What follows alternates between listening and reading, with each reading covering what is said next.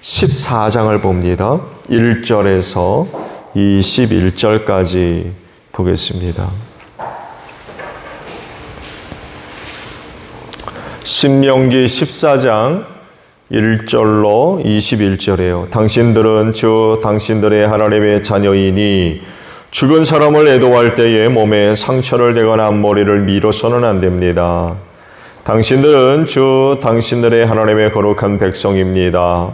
주님께서 땅 위에 있는 많은 백성 가운데서 당신들을 선택하여 자기의 귀중한 백성으로 삼으셨습니다. 당신들은 주님께서 부정하다고 하신 것은 어떤 것도 먹어서는 안 됩니다. 당신들이 먹을 수 있는 짐승은 소와 양과 염소와 사슴과 너루와 꽃사슴과 들염소와 산염소와 들양과 산양과 같이 굽이 두 쪽으로 갈라진 쪽발이면서 새김질도 하는 모든 짐승입니다. 이것들은 당신들이 먹을 수 있습니다. 새김질을 하거나 굽이 두 쪽으로 갈라졌더라도 다음과 같은 것들은 당신들이 먹지 못합니다. 낙타와 토끼와 오소리와 같은 짐승은 새김질은 하지만 굽이 갈라지지 않았으므로 당신들에게 부정한 것입니다. 돼지는 굽이 갈라졌지만 새김질을 하지 않으므로 당신들에게 부정한 것입니다. 당신들은 이런 짐승의 고기를 먹어서는 안 되고 그것들의 주검도 만져서는 안 됩니다. 물에서 사는 모든 것 가운데서 지느러미가 있고 비늘이 있는 물고기는 무엇이든지 당신들이 먹을 수 있습니다. 그러나 지느러미가 없고 비늘이 없는 것은 어떤 것이든지 당신들에게 부정한 것이니 당신들이 먹어서는 안 됩니다. 깨끗한 새는 무엇이든지 당신들이 먹을 수 있습니다. 그러나 당신들이 먹지 못하는 새가 있습니다. 그것은 독수리와 수염수리와 물수리와 매와 붉은 소리개와 각종 소리개와 각종 모든 까마귀와 다저와 올빼미와 갈매기와 각종 매와 부엉이와 따오기와 백조와 펠리컨과 흰 물오리와 가마우지와 고니와 각종 푸른 해오라기와 오디새와 박쥐입니다. 날기도 하고 기어다니기도 하는 곤충은 당신들에게 부정한 것이니 먹어서는 안 됩니다. 그러나 깨끗한 날벌레는 당신들이 먹을 수 있습니다. 당신들은 주 당신들의 하나님의 거룩한 백성이므로 저절로 죽은 것을 먹어서는 안 됩니다. 그런 것은 당신들이 사는 성에 있는 나그네에게 먹으라고 주거나 이방 사람에게 파십시오. 당신들은 새끼 염소를 제 어미의 젖에 삶지 마십시오. 아멘. 오늘 아침엔 2절 상반절의 말씀입니다. 당신들은 주 당신들의 하나님의 거룩한 백성입니다. 라는 말씀입니다. 그리스도인을 누구라고 정의할 수 있겠습니까? 다른 어떤 사람들과 다른가요? 그래요? 어떤 사람들과 다를 바 없이 똑같은 사람이죠. 그래서 누구와도 어울릴 수 있어요. 또 그런 관계를 맺으며 살 수 있고 또 그렇게 살아야 되겠죠. 사람이기 때문에 그래요. 무인도에 사는 사람같이 아니면 높은 어떤 성 안에 갇혀 있는 사람과 같이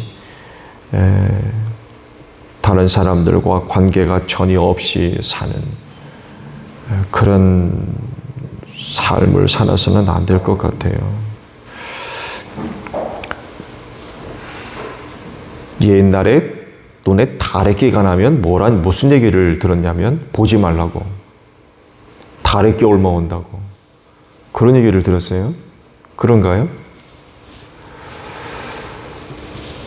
큰일 날 것 같이 보지도 않고 만나지도 않고 어떤 접촉도 없고 그렇게 살아서는 안 될 것 같아요. 그리스도인 사람이죠.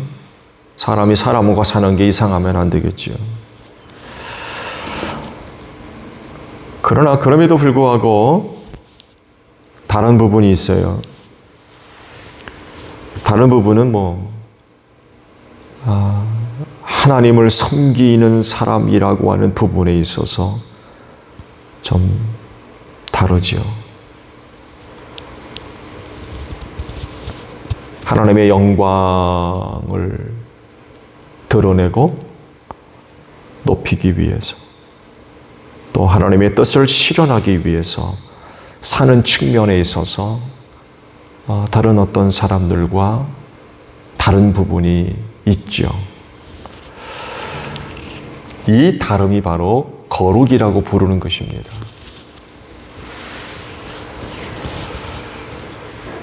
그리스도인이 이런 생활을 하기 때문에 독특하게 드러나는 삶이라고 할 수 있습니다.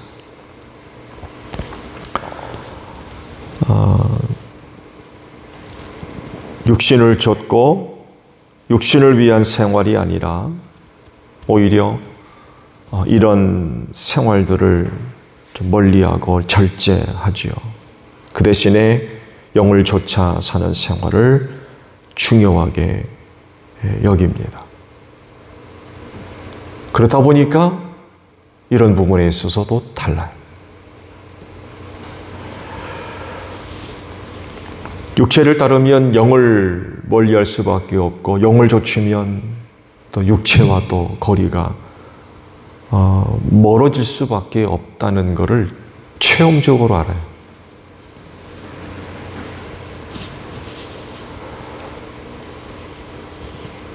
그래서 하나님을 섬기는 사람들로서 영적인 그런 그 부분들을 위해 육신을 위한 어떤 부분들에 절제하는 이런 모습들이 나타납니다. 영과 육은 분리될 수 없죠. 분리될 땐 죽은 거예요. 살아있는 동안에는 둘은 분리될 수 없죠. 서로 밀접한 관계를 맺습니다. 그렇지만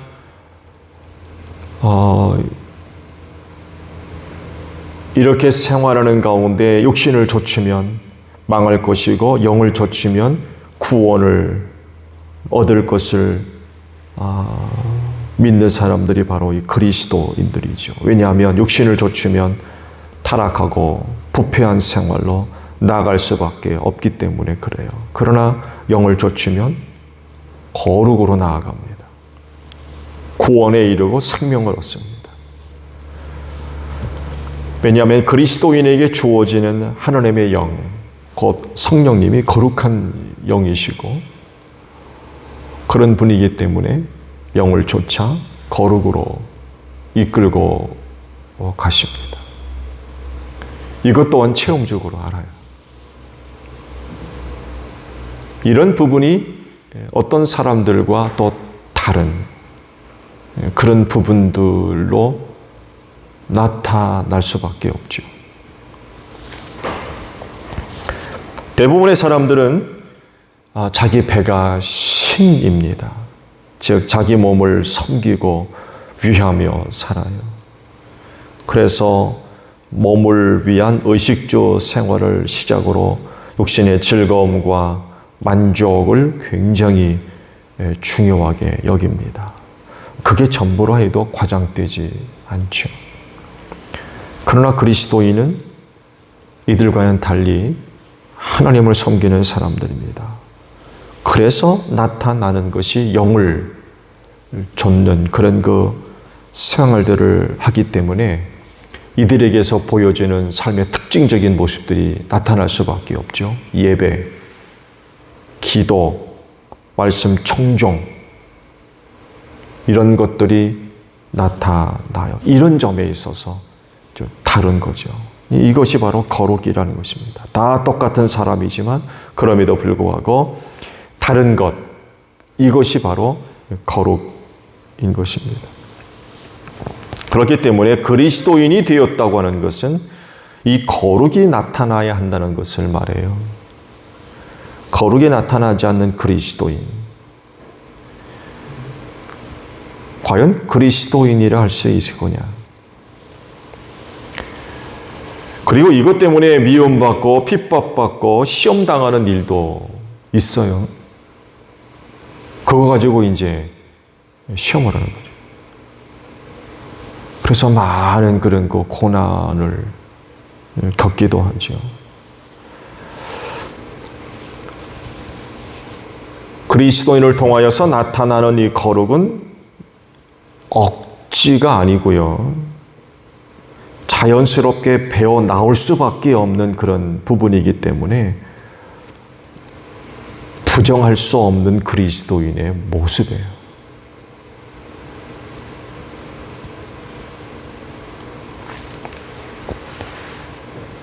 그냥 삶 속에서 이 거룩이라고 하는 부분들이 그냥 배워 나올 수밖에 없다는 것.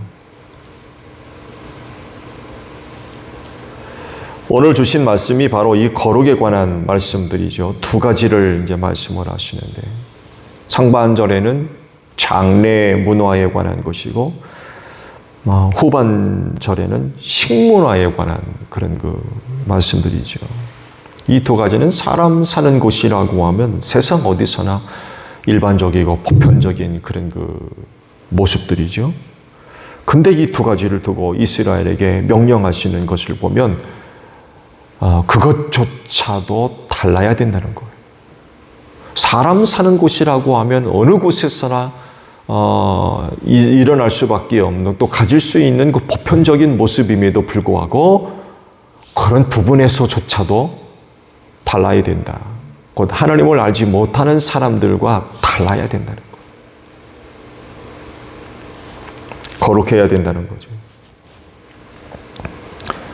이렇게까지, 이런 부분에까지 하나님께서 규정하시는 이유는 뭘까요? 여러 가지로 이야기될 수 있습니다만 해도 그 백성을 향한 하나님의 염려 때문인 것 같아요. 즉, 이스라엘이 가나안에 들어갔을 때 이방인들이 갖고 있었던 생활 풍습들, 문화들, 습관들, 이런 것들을 따라가고 닮으면 결국 하나님을 버리게 되고 우상 섬기게 될 것이 염려스러운 거예요. 그래서 그런 부분들까지도 엄격하게 하나님께서 금지하고 계시다는 거예요. 그 식문화의 내용을 보게 되면 하나님이 다 창조하신 것들이에요. 만드시고서 보시기에 좋았다 라고 하신 것들입니다. 악하고 더러운 것이 없어요. 그런데 일부 먹을 것과 먹어서는 안 될 것을 규정을 하셨는데, 이렇게 하셨던 이유는요, 이방의 타락하고 무절제한 식문화 때문에 그래요. 이스라엘이 이들을 따라가다가 결국 타락한 백성이 될 수 있는데, 이 가능성으로부터 멀리 떼어놓는 거죠. 멀리 벗어나게 하시는 거예요.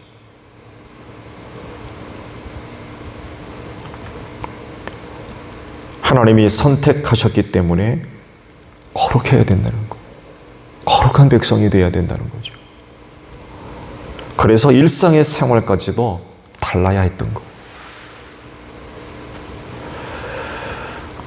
앞서 말씀을 드린 대로 그리스도인은 육신을 위해 사는 사람들이 아닙니다. 영을 위해 사는 사람들이에요. 육신을 위한다고 하면 먹고 마시고 뭘 한들 문제가 되겠습니까?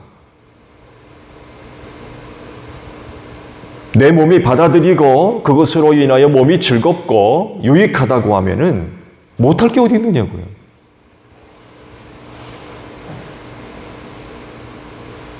그런 재미난 얘기도 있잖아요. 몸에 좋다고 하면은 안 먹는 게 없다고. 뭐도 먹는다고 그러잖아요. 먹는 일 것만큼 좋은 게 어디 있습니까?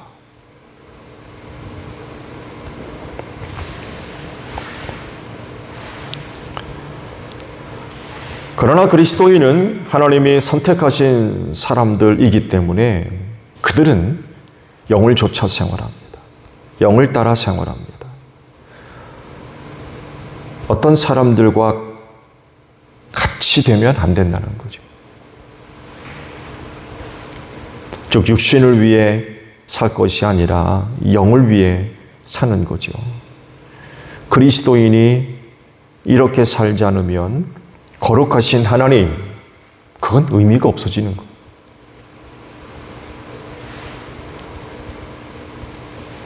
다른 어떤 우상단지와 별 차이가 없는 거죠. 하나님을 가리켜 거룩하신 분이라고, 다른 분이라는 거. 사람들이 만들어낸 어떤 우상과 다른 신이라는 거.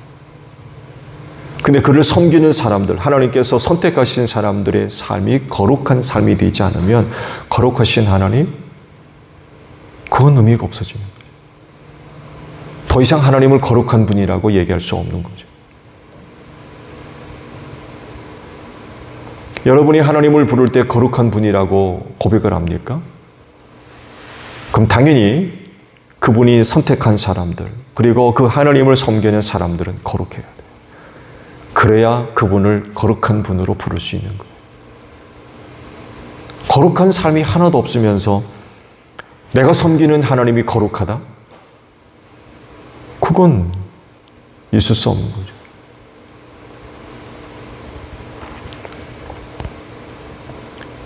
하나님을 섬기는 사람들이라고 하면 하나님을 거룩한 분으로 만들어야 되겠죠.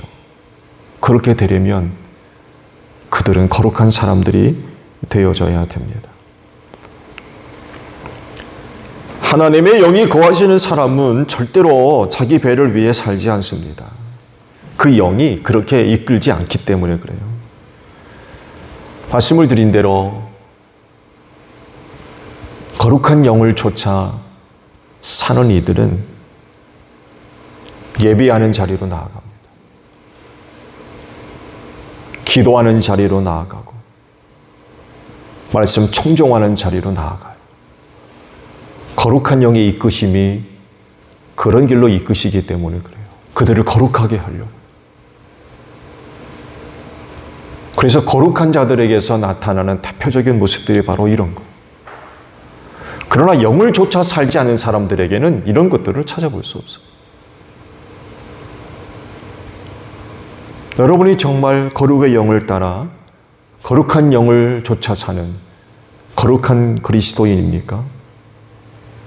그분이 이끄시는 대로 나아가십시오.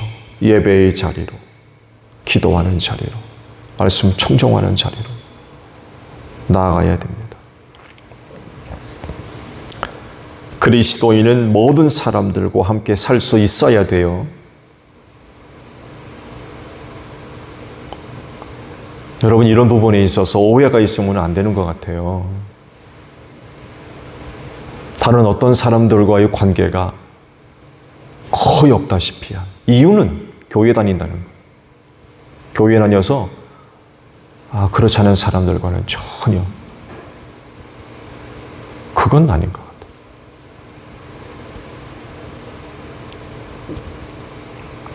같은 사람인데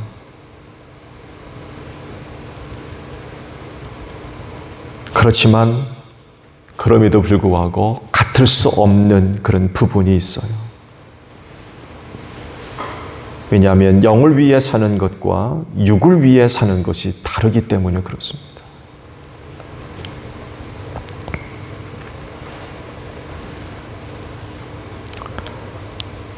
오늘 하루의 삶도 거룩한 그런 그 삶이 되십시오.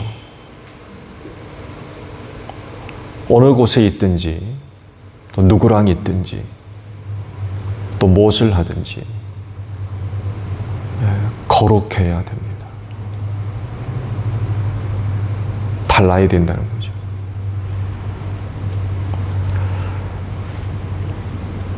섬기는 하나님이 거룩하신 분이기 때문에 그렇습니다. 더불어 그분이 주신 영 또한 거룩한 영이시고 그 영이 그리스도 안에 성전 삼아 늘 내주하십니다. 그 영이 이끄시는 게 바로 거룩으로 이끄시는 거죠. 오늘 하루의 삶도 거룩을 이루어 갈 수 있는 여러분들이 되시기를 바랍니다.